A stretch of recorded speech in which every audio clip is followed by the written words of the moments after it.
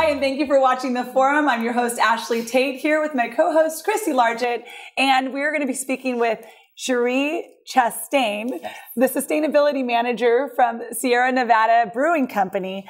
So thank you so much, you guys, for all being here. I'm so excited to have you. We've been having a good time before the pre-show. And the topic today is pretty exciting because it's all about sustainability. And not only is that like a really hot topic, obviously, but it's truly changing our world and changing our North State. Yeah, exactly. Our local area. So first off, tell us what you have a sustainability program at Sierra Nevada Brewery. I mean, I think of them as like a beer provider, right? A restaurant. And so what's going on in Chico and North Carolina, I guess? And why has that been so important to your company? So sustainability is a core value for Sierra Nevada. And this idea of sustainability is just that. It's your ability to sustain yourself, your community, in this case, a business. So we're constantly balancing all of our business, our economic impacts, along with our environmental impacts and the impacts that we're having on our community, including our coworkers and the people that support us and the people that supply us. So it's a balancing act and it's a trade-off act. And you know, the point is to sustain ourselves as a business. We are a family-owned business, family-owned, operated, and argued over. Which is a real saying, by the way. It is. But being a family-owned business, you tend to think longer term, right? We're thinking about the next generation of leadership in the company and establishing ourselves as a sustainable business, one that can weather the storms and survive and be, you know, prosperous for years. Yeah. So what are some techniques that you're using to be able to actually do that? Like what are you...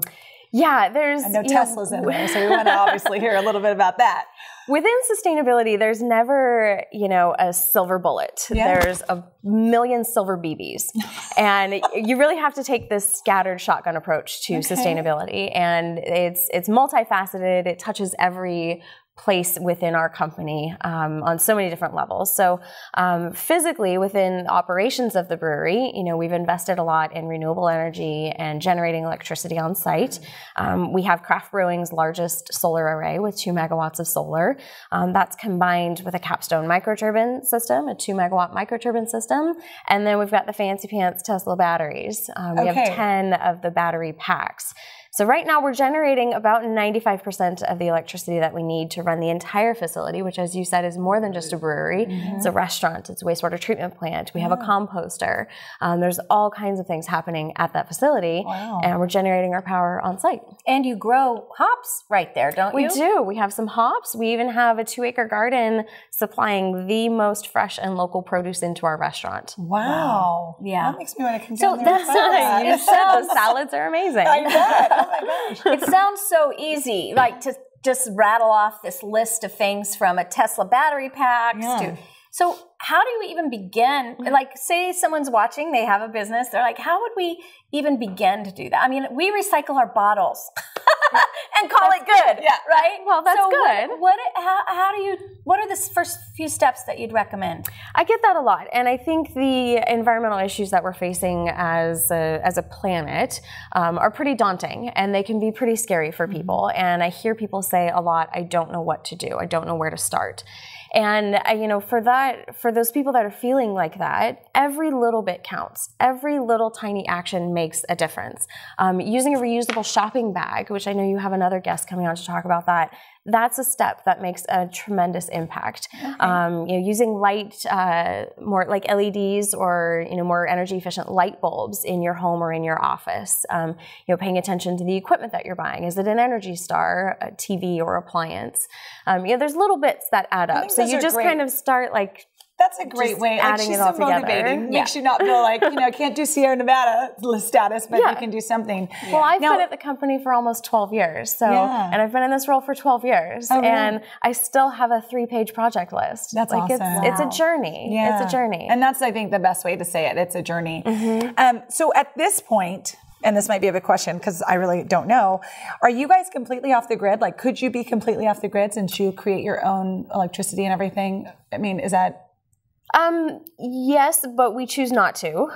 There's too much riding on the power supply into the brewery. I was just wondering. Yeah, you know, for us, redundancy is important. If something happens, you know, heaven forbid, half of our solar array goes down, we still need to be able to continue to brew and package beer. So we'll always be connected to the grid, and the grid, I think, serves a very important function that we all need to be invested in. But, you know, adding more renewables into the grid or generating your own power, you know, certainly makes sense to offset. She is killing these answers. I love it. I'm so curious. Now, you're still considered a microbrewery, correct? We are a regional craft brewery. Now you're regional. Okay. What interest, as far as nationwide, is there among other breweries to do what you guys are doing? There's a lot of interest. In fact, the craft brewing trade organization is the Brewers Association, and I actually co-chair the Brewers Association Sustainability Committee. So there are 12 breweries on the Sustainability Committee, and we've developed a suite of tools for craft brewers across the country to use, or anybody working in or around craft brewing. They're available for free on the Brewers Association website. That's amazing. A bunch of manuals and checklists and all kinds of really cool information to help the craft brewing industry, because like we just said, people don't know where to start. And so these manuals kind of give a little bit of touch points on how to get going and things to focus on and pay attention to. I love that. So when you guys built your new facility in North Carolina, you did it in such a way that it's actually Platinum LEED certified, which is incredibly difficult. We know here in Reading, the RSA, when it was built, is Platinum LEED certified. What, first of all, what motivated you to do that? Because it costs way more money to do it that way. And then what kind of feedback have you had from people who are there in the community and so forth around that whole concept of being certified by the best or the highest sustainability certification organization in the nation? And that's what I was actually going to ask before you go into those things. Can you just give like a brief explanation of what the LEED organization? Because for some of us, So LEED stands for Leadership in Energy and Environmental Design, and it's a certification that's offered by the United States Green Building Council. You can certify an existing building and go back and retrofit, or you can certify new construction. And so we went, you know, when we're building a second brewery in North Carolina, and we started that in 2012. In California and in Chico, you know, our community has kind of grown up with the brewery. You know, we were founded in 1980 and have just continued to grow. And so the community knows us, they know our ethics, they know what we stand for. When we went to North Carolina, we really wanted to put our money where our mouth is and show the community that this is who we are, this is what we value. And this is what we're going to invest in. So we did achieve, you know, we went into the project saying minimum silver, we'll get minimum silver. And then as we started working through the build, it was like, cool, we're kind of looking good for gold. And then we flirted a little bit with platinum. And so we went for it. And the various levels of certification from the organization. So we did get the highest level of certification. That's very interesting. Now, I mean, you just obviously have a passion for this. So I just want to know a little bit about how you got into this and how you ended up at Sierra Nevada and kind of what was your journey to get here? It's a weird, windy path. That's okay. You know, my mom, as a kid, my mom really instilled a sense of responsibility in me, and you know, protecting our environment and our community and our friends. And as I worked through college, I have a degree in environmental geography. And what do you do with that? Well, you go to grad school with that. So I moved up to Chico, and I continued studying environmental geography in grad school. Still not really knowing what I was going to do, but I studied sustainability as part of my thesis. And really, what was it, and how are people defining it, and what does this idea mean? And this was in the early 2000s. This was 2004. So then, it's still pretty fresh then. It was. I have to say, like a lot of places weren't even recycling their bottles of paper. At that point. So then a position came open at the brewery for recycling, and I was running a nonprofit teaching kids about recycling and composting. And so they gave me the job. And then within 3 months, I kind of morphed into this huge position that now includes energy and water and transportation and greenhouse gas emissions. And so it morphed pretty quickly. I never anticipated that I would be working in craft beer. But now that I'm in it, I love it. You know, my job is to make beer sustainable. I mean, does it get better than I was that? just going to say, I'm like, when you're talking to people out, you know, and telling what you do, you're like, well, actually I work for a craft brewery and I make it sustainable. Like, I mean, what more can you say? That's a great job. So you mentioned transportation. Tell us what you have, what you're doing with that. Yeah. Well, we're always encouraging employees to use alternative transportation. We're lucky in Chico, it's such a bike-friendly town. I mean, it takes me 10 minutes to ride my bike to work. I love it. So we're encouraging alternative transportation. We offer free electric vehicle charging. We actually have 5 electric vehicle charging stations at the brewery. So if anybody in the area finds yourself, you know, at the brewery with an electric vehicle, know that you can charge for free. Wow. Enjoy a meal, don't drink too much, and then pretend to drive. And then, you know, we're constantly looking at more efficient ways of shipping our material. So we utilize a lot of rail for shipping our material. Wait, you utilize a lot of what? The rail. Oh, rail. Okay. Yep, the rail system. Okay, good. I know, it's kind of a relic in the United States. Yeah, it actually is. We both had to, I was like, trains. Well, I was thinking oil, and when you said rail, I was like, oil. I wasn't sure what you said. So, the rail system, we don't use, I mean, coal, there's like big industry uses it. Right. Yeah, so you do beer rail. Uses it too. And beer uses it too. And then what about your trucks and stuff?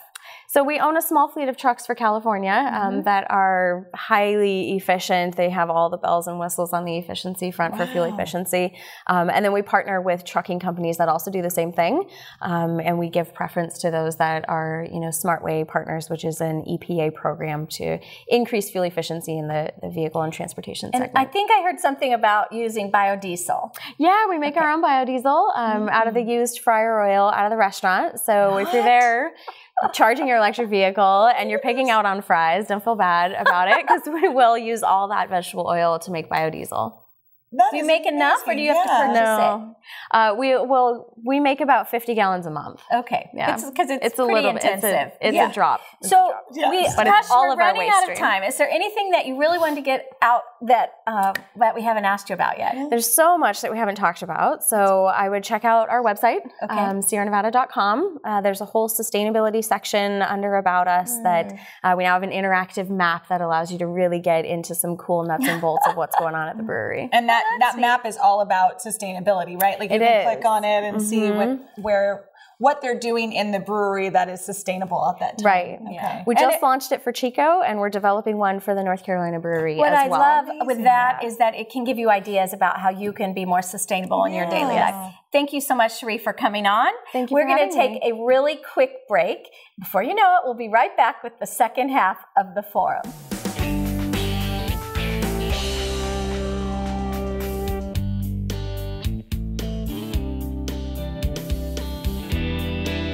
Hi, and we are back, and we're still talking about sustainability, and we are speaking with Chico Bag founder and CEO, Andy Keller. So excited to have you back. Great to be here. I know, it's been like a few 3 years. 3 years? Yeah. Oh my gosh, we finally did the math. Thanks for having me It's back. a long time. Yeah. I love having these success stories. I know. It's just, you remember Chico Bags? You were on telling us about how you got started. Why don't you do a quick recap of how did you get started? Chico Bags are reusable, recyclable bags that you can use over and over. Yeah. And he brought a whole bunch to show us. So why don't you, while we're looking at these, why don't you tell us how this whole thing got started?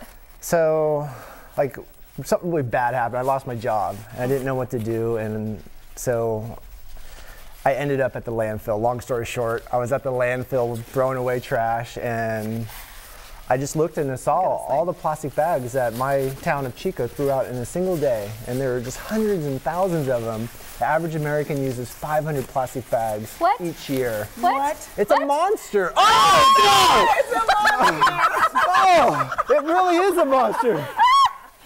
And that's essentially what you saw. This is in one day? What? No, average 1 year. American uses this much in 1 year. So multiply it out. Yeah. Scary. This is my bag usage from 1993. Right here. It's following me around. And everywhere I go. Oh my God! I'm so sorry. I didn't know what I was doing. Look at that. And it never goes away. That's the what thing. I was going to ask. Yeah, plastic never goes away. And then you could just use one of these, which I have this Thank you, Cherie, for being such a good sport on that. Yeah, those are made out of petroleum, right? So you're like, okay, this cannot be, I've got to do something that will alleviate this problem. Yes. Right?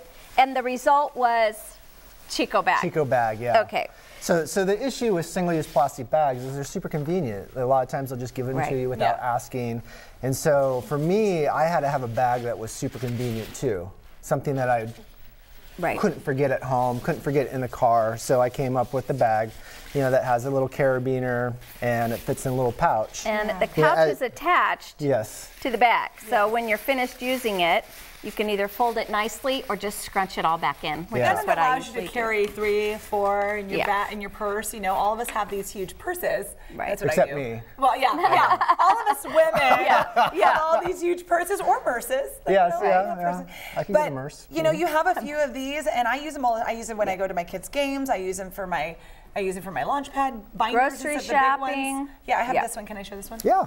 I have this one. It's huge. It's got little pockets on the and a sides. zipper. I mean, this is like a full-on bag. Yeah. And it does scrunch lightweight down to this size, which is pretty incredible. So my question with this, I was in the Baylor University bookstore at Christmas, and I picked up a little bag, and guess what it said? Baylor. Chico bag. It said Baylor. Yeah. You're so sharp. But I think it also, doesn't it have a Chico bags marker on it too? And I was like, wait a minute, Chico bag, what is this? So tell us about this program. And you can see here, we got the Sierra Nevada bag here. Tell us about the program. And how it came about. So Chico bags are sold all across the country and in different countries as well. Okay. So half of our business is people wanting to promote their cause or their brand using our products, and they like it because it's a high quality product. It lasts for years, and you know, so we love it when we work with companies like Sierra Nevada, you know, to help them promote what they're trying to do. So Baylor, you know, is one of our customers, and all across the country, the national parks use our products. One of the things that the national parks uses is a new product that we have. It's called to-go-ware.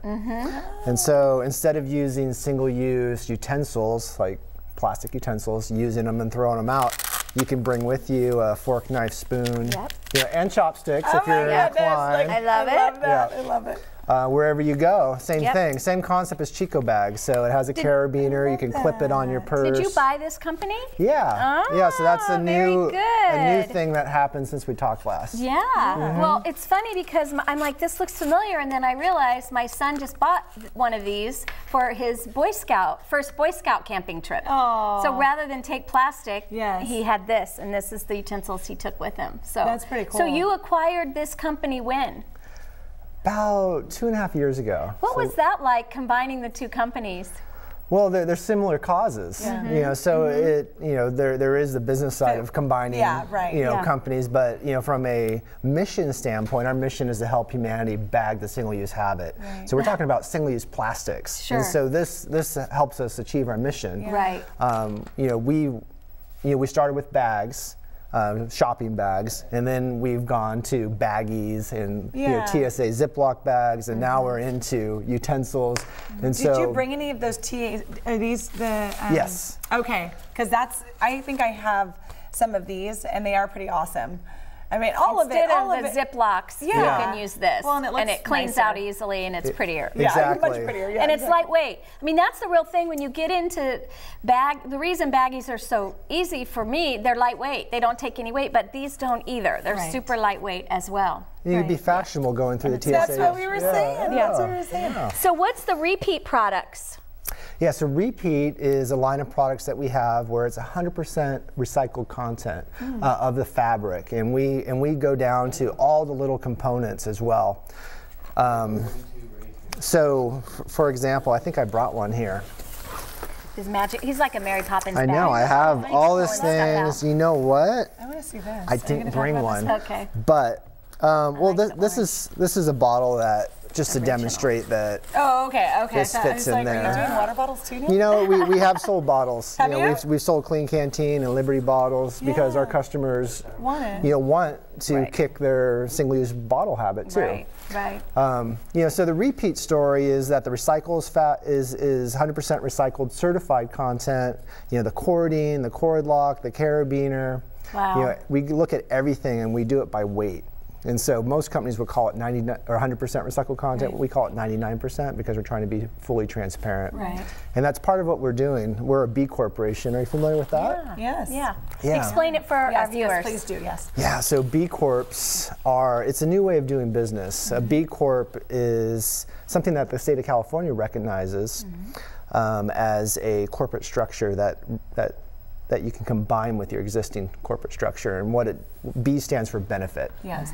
So it's essentially embedding a social benefit into the DNA of the company. So much like Tom's shoes, buy one, give one was in their very first shoes that they ever made and sold. Same thing is what you're talking about, where it's embedded, like where you said embedded, it means in every decision you make, it's all part of that vision of what Chico Bag is all about. And so you're all about social enterprise.